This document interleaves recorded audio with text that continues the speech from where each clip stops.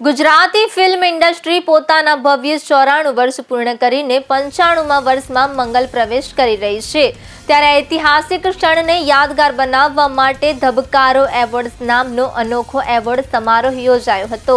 સામાન્ય રીતે એવોર્ડ શોમાં ગ્લેમર અને મુખ્ય કલાકારોને મહત્વ આપવામાં આવે છે, પરંતુ ધબકારો એવોર્ડ્સમાં સ્પોટ બોયથી લઈને ટેકનિશિયન સુધીના અનેક કસબીઓને વિશેષ મંચ પર ગૌરવભેર સન્માનિત કરવામાં આવ્યા હતા। આ પ્રસંગે ગુજરાતી સિનેમાના ખ્યાતનામ કલાકારો અને દિગ્દર્શકો ઉપસ્થિત રહ્યા હતા અને પડદા પાછળ કામ કરતા સાચા હીરોને પ્રોત્સાહિત કર્યા હતા।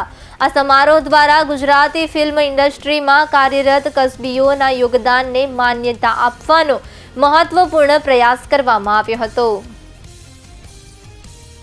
હું યતીન પંચાસરા ધ મૂવિંગ મંચ અને મારી સાથે જયમીન પટેલ ફ્રોમ નડિયાદ, હું વિદ્યાનગરથી, અને આ અમારા પ્રોડક્શન હાઉસની પહેલી ફિલ્મ છે ધબકારો।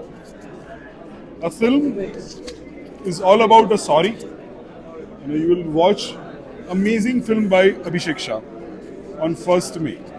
ગુજરાતીઓએ ફિલ્મ એટલા માટે જોવી જોઈએ કારણ કે સૌથી પહેલાં તો અભિષેકભાઈની ડિરેક્ટ કરેલી આ ત્રીજી ફિલ્મ છે।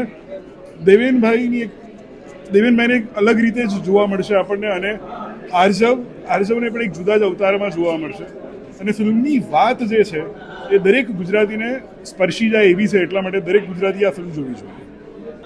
દર વખતે ફિલ્મ બનાવીને એક અપેક્ષા તો હોય જ છે કે ફિલ્મ લોકો સુધી પહોંચે।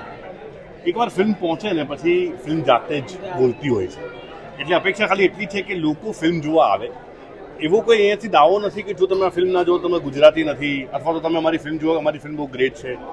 પણ હા, એટલું ચોક્કસ કહીશ કે આ ફિલ્મ તમને મજા કરાવશે, વિચારતા કરી મૂકશે અને તમને એન્ટરટેન કરશે। એટલા માટે હું કહું છું કે એન્ઝાયટી કે એવું બધું તો ઠીક છે, પણ એટલું ચોક્કસ છે કે ફિલ્મ જો લોકો જોશે તો લોકોને 100% ગમશે।